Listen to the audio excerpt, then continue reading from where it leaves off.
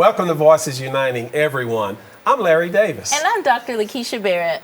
I'm glad to be back here today with you, Dr. Barrett, doing this important work of learning from our faculty, not only about their programs, but the different ways they work to ensure student success at the institution. I love it. I'm taking notes myself on tips to incorporate into my biology class. There's so much we can do together as an organization to transform our college to be the best it can be for success for all. Plus, I love learning about all the extra areas around ACC and what they're doing here. Today, our guest is Dr. Tiffany Ricks from the Round Rock and Eastview campuses. She started as a vocational nursing professor in 2002 at ACC and came back in 2018 to help develop the RN-to-BSN program. In 2022, she became an associate professor of nursing and is now the associate dean of nursing at Austin Community College. She comes to us from the University of Texas, Austin, where she earned a master's in public health as well as a doctorate in nursing. And that's not it. She's also the founder of Health Rep, which is an equitable evaluation consulting business working to advance health equity through quality research and evaluation. Welcome to the show, Dr. Ricks. Thank you so much. This is especially a privilege for me, knowing the work we've done together at both campuses. One of the first questions we like to start with is, why did you decide to become a teacher? And tell us a bit about your teaching philosophy. Sure. So what really intrigued me about nursing is I wanted to help people, essentially. And I started, before I went to college, I actually wanted to be a teacher, and my dad talked me into going into nursing, and the rest is history. So. Glad he did.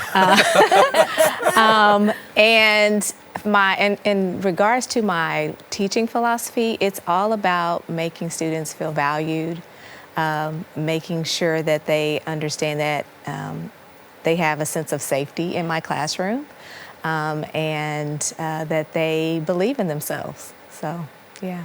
That's the basis of belonging, feeling valued, seen, and heard, and integrated into the community. What other professions, other than medicine, have you explored, and why medicine, if you can kind of circle back to that? Yeah, so again, I think it goes back to just wanting to help people, and not just the individual, but also communities. I wanted to be just committed to positive health outcomes and just helping people move into their potential. And nursing can help you do that? Absolutely.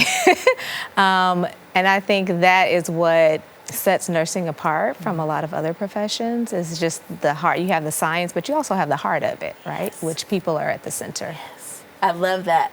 Teaching future nursing students, we always come back to the center of it. It's not only a science, but it's an art and a heart to it. So I'm excited to hear about what you're going to tell us today. Yeah.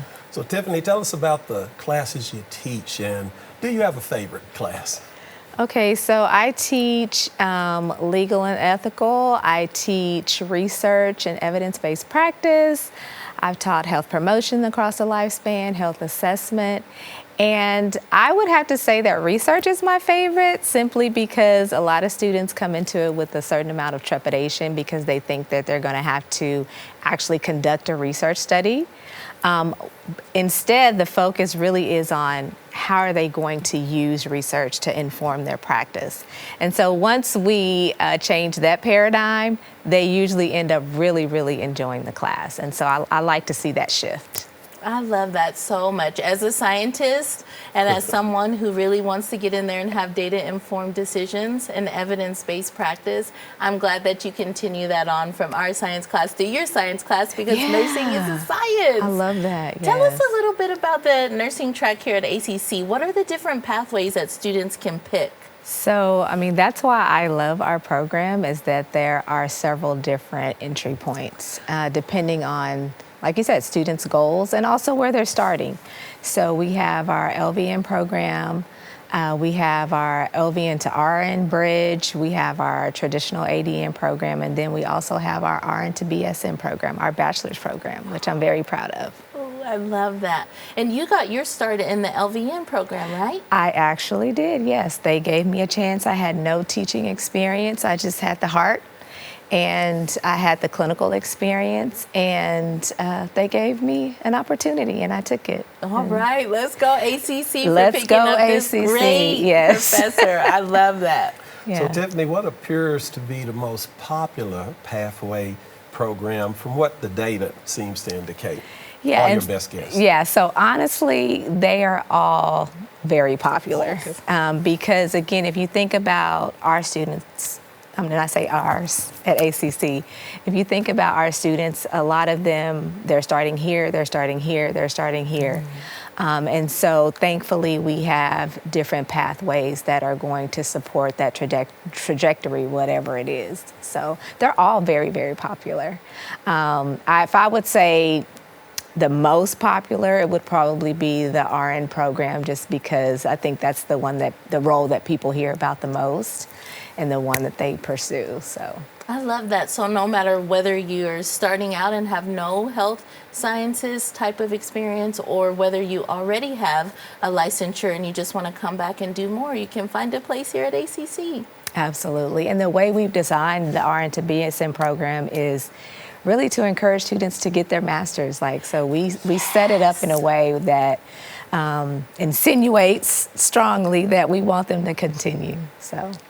And to provide them with that support. That wraparound service Absolutely. is so important. That's right. So tell me, what's a typical student like in your classes right now? That's a tough question, because I don't think that there is a typical student per se.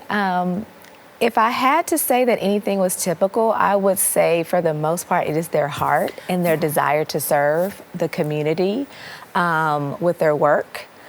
But outside of that, our students, they're all over the continuum. They're young, they are seasoned. I won't say old, but they're seasoned.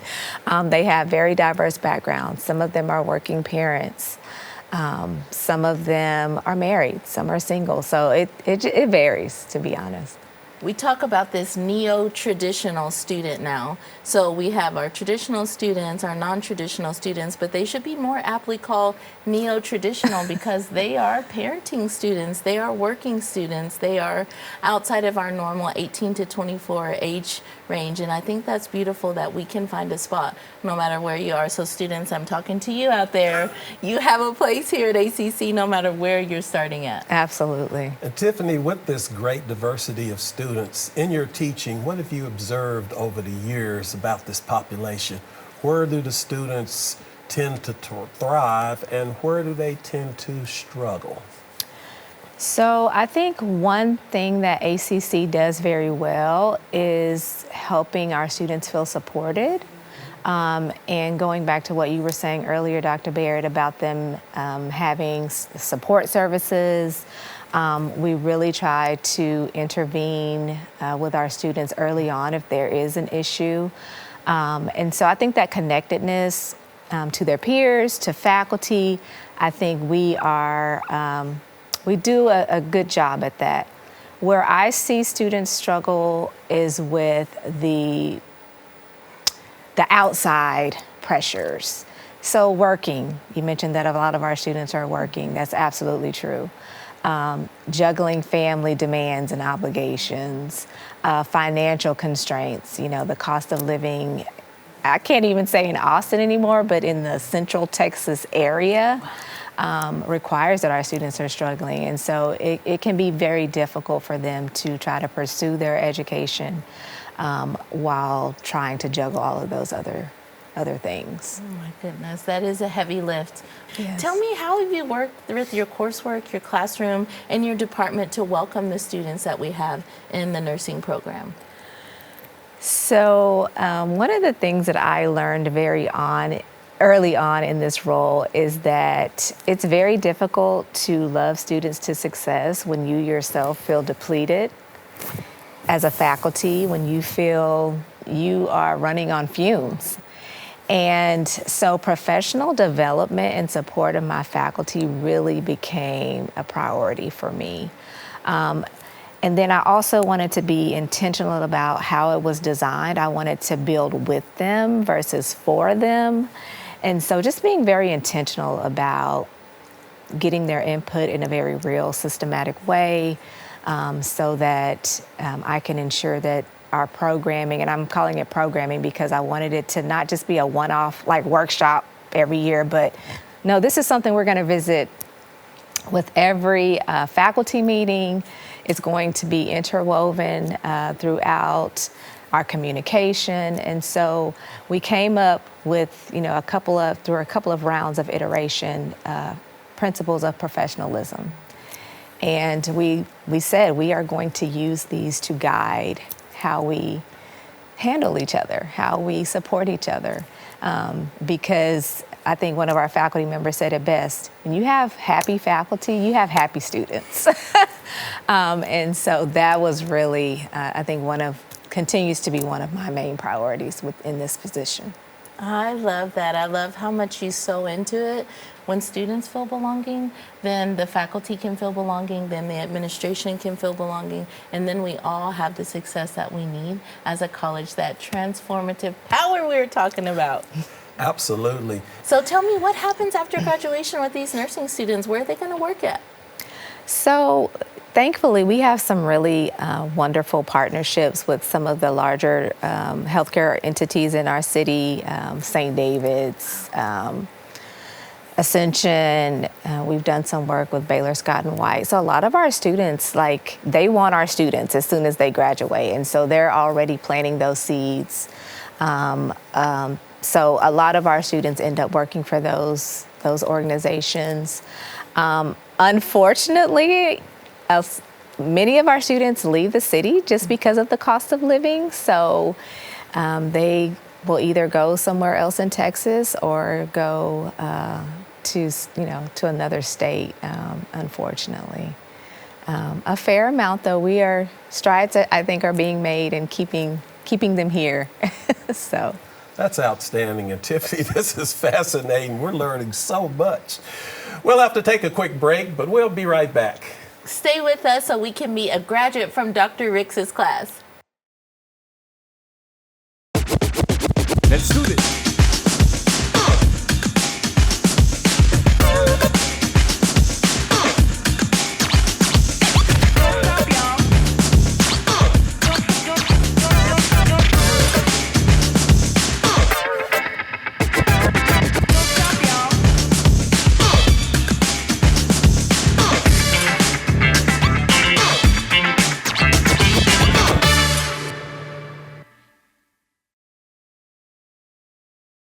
Welcome back to Voices Uniting Everyone with our guest, Dr. Tiffany Ricks from ACC's nursing program, and now her student, Esme Yarvis, who is a care manager at Community Care and a graduate student at Frontier Nursing University, working to become a psychiatric nurse practitioner. Welcome to the show, Esme. Thank you so much for having me. That is amazing. Esme, tell us a little bit about why you came to ACC and what happened when you graduated. Yeah, so I actually am not from Austin originally. I'm from Maryland, and I moved down here in 2010, and I went to UT. I graduated from UT. I studied liberal arts and fine arts. I have a degree in music and in foreign languages. And then after I graduated, I realized I did not know what I wanted to do with myself. And so I struggled a bit, and I really started thinking about what I wanted to do long term. I did think about being a firefighter. I actually took some firefighter exams, and then I realized that with being a firefighter, let's say you become a firefighter here in Austin, then you're committing to having your whole career in Austin. I wanted to have more flexibility than that, so I actually ended up settling on nursing, which in a lot of ways is very similar because you get to be with people on their worst days sometimes in certain nursing roles, but you get to have a tangible impact on people's lives. One of the things that I loved about pursuing nursing was that I could start kind of slow and I could keep working while I was in school. And that was something that was really important over the long term for me. And during the process of going to school at ACC, I was able to continue supporting myself. And that's something that you can't really say about a lot of other health professions, such as going to medical school or going to PA school. a lot of those require a huge financial investment. And so I was actually able to work the entire way through nursing school, which was really great for me. What is your career goal, a dream? Is it the nurse practitioner? Is that? Yes, so I'm obviously I could always change directions, and with nursing, that's one of the things that I love so much is there's so many opportunities to do different things. I'm hoping that once I finish that master's degree, I might take a little time away from school and just focus on practicing as a nurse practitioner. But I could always specialize in another thing. There's a lot of people in my current degree program in my classes who are already nurse midwives, or they're already family nurse practitioners, and they're going back for a second specialty in psychiatry. So there's a lot of things you can do to expand your practice and advance your career. How wonderful for you to take a degree starting here at ACC, move it into getting your master's, go in to get your NP, specialize in psychiatry, and then give back and even think about going back. I feel that there's like more school in your future. That's amazing. Let's go. Yes, and another thing that I think could be really exciting for me in the future is teaching. Dr. Ricks is a huge inspiration for me, and I don't know if I could ever do as much as she does as a teacher. She's so amazing, but I would love to be able to do something like that for other students in the future. And so once I complete my master's degree, hopefully I'll be able to have opportunities to teach at the community college level. Go. You've already mentored and created a disciple. Right. I'm glad this is recorded, so when I call her. So Esme, how does a class in this area look like, and how do you prepare for it now in the industry? So I would say that the RN program was very demanding, and there's also so much learning on the didactic side, so much book learning that we had to do, because going into that program we had learned about science, and we had some knowledge about different types of sciences, biology, anatomy and physiology that we did in the prerequisites for the program. But there's so much additional learning that you have to do to become familiar with health and with the human body, all the different body systems and all of the different disease processes. And so doing that at the same time is very in-depth in the classroom. And then we also had those very long shifts on the clinical side. The RN program is very demanding, but also it went by so quickly, and I barely remember how hard it was now because it's behind me. So it sounds like you went ADN, then you started at the ADN, transitioned into the BSN program, and then this is what you're going to tell us about how you're able to juggle all of those things, working, keeping yourself alive and fed and well during that time. Tell us. Yes, so I actually was at ACC for a while before I even started the RN program, because the prerequisites did take a while, and so I took some classes. I never got to study with you, but I did take some general science classes, and that did take me, I think, a couple of years. But because it was like 1 or 2 classes a term, I was able to space them out, and I was working as a delivery driver then. And then after I finished my prerequisites, then I transitioned into the RN program, or the ADN program. I was still working those kind of part-time and flexible jobs. And then once I graduated from the ADN program, I got a full-time job as a nurse working in an emergency department. And that was 3 days a week. I was actually working nights, and I was working 3 12-hour shifts a week. And then I started pretty much immediately in the RN-to-BSN program, where I met Dr. Ricks. And those classes were very different from the ADN classes. We didn't have the same rigorous clinical schedule, but we had more didactic, higher level classes about learning about social determinants of health. And some of the classes I took with Dr. Ricks were the legal and ethical issues in healthcare, the research class. So those types of topics involved a lot of writing and a lot of reading, but they were flexible enough because it was a hybrid program at the time. Is it still a hybrid? Or online. all fully online. Okay, so it was really nice because a lot of those lectures were asynchronous, and we didn't have to. I was able to go to work, and I didn't have to be online at a specific time, and I was able to go back and watch that on my own time and complete my assignments on my own schedule. So that was really helpful for me to be able to work full time while going to school. And actually, during my RN to BSN program, I transitioned to my current role at community care, and that is a 9 to 5, Monday through Friday role, but I was still able to keep up with the schedule of the RN to BSN program because of that schedule, that asynchronous classroom environment. It was very flexible for me, and it was really, really amazing, and I learned so much, and I'm so grateful that I was able to do that while I was working full time. Esme, you're wonderful because you just gave us a nice picture of what it's like to take a class with Dr. Ricks as well. So just as a follow-up, why were her classes special to you? Yes, so I loved being a student in Dr. Ricks's classes. Dr. Ricks was just so warm and made us all feel so welcome, and she was so interested in hearing our opinions about things. I remember back then we were in Austin, the nurses at Ascension, Maine, they were organizing to form a union, and Dr. Ricks was not holding back about, like, I want to hear your opinions. Tell me about it. Who works there? Like, let's all talk about it and have a real discussion. And I loved that. I thought that was amazing. And even after the classes ended, Dr. Ricks has been so supportive of me, and she's become a mentor for me. And I just, like, I'm so grateful to have met her and interacted with her. And I can tell you about a paper that I wrote in her class, if you should talk about it. Okay. Let's know about this research. Nice transition.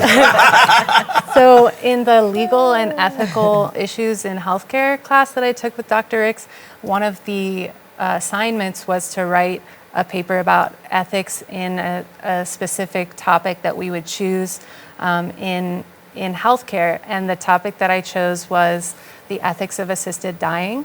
And Dr. Ricks was so supportive. She thought my paper was really good, and she encouraged me to workshop it and to submit it for publishing, and we got it published as an editorial. Yeah, Dr. Ricks co-wrote the final version with me, and we are published in Nursing Open, and it's an editorial now about the ethics of assisted dying. Wow, what a beautiful way to open it up to exploring the possibilities. And I really appreciate how the nursing program always stretches you. You don't get to just stop at one place because you think you're comfortable. And to be a published author, amazing. That is phenomenal. You should put a pin on your jacket, a feather in your cap, and you should let everyone know that, because what a topic to take and make it compassionate, make it joyful, make it be able to relate to others through a difficult time where they might be needing just some brevity and some clarity in what they're dealing with. So congratulations. Thank you. Wow. We're going to bring you back into the conversation now, Dr. Ricks.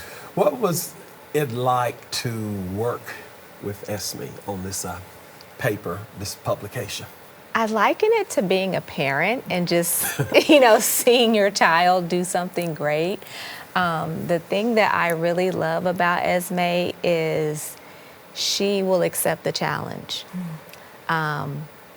It doesn't matter if I call her and say, hey, can you film this with me? Or, if I say this paper is really good, you should turn it into an article. She's like, okay, I don't know what I'm doing, but yeah, I'll try it. And for me, that culture of inquiry that I want for my students, that culture of, like Russell says, like saying yes, like I want to foster that. And so to see it play out in this process of supporting her to publication has just it's been wonderful.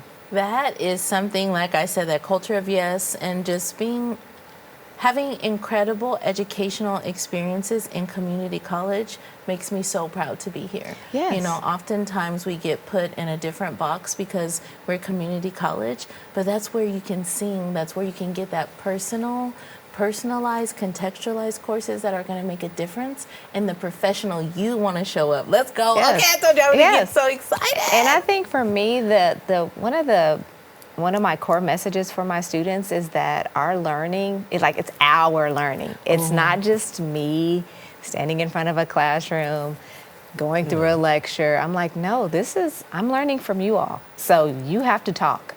We have to engage with each other. What are some of your most cherished memories, would you say, in that time that really helped to bring it to fullness? And like, you're here sitting next to Dr. Ricks as an alumni, and you answered the back call, literally the signal to come back here. So tell me what keeps you grounded here and part of our ACC community. I do feel like I made connections within the community. I know so many people have gone through the nursing program at ACC. It's such a well-known program in the entire region. It's so well respected. I think that's so amazing. One of the things that I really like about ACC.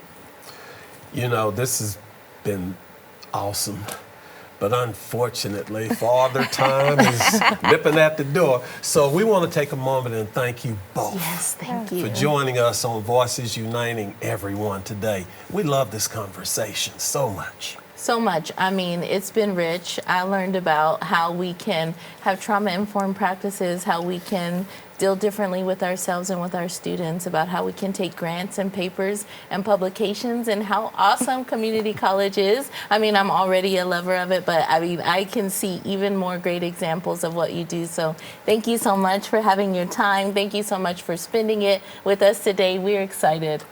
We certainly are. Well, that wraps up our episode of Voices Uniting Everyone today. To learn more about the nursing programs available at ACC, visit austincc.edu/nursing.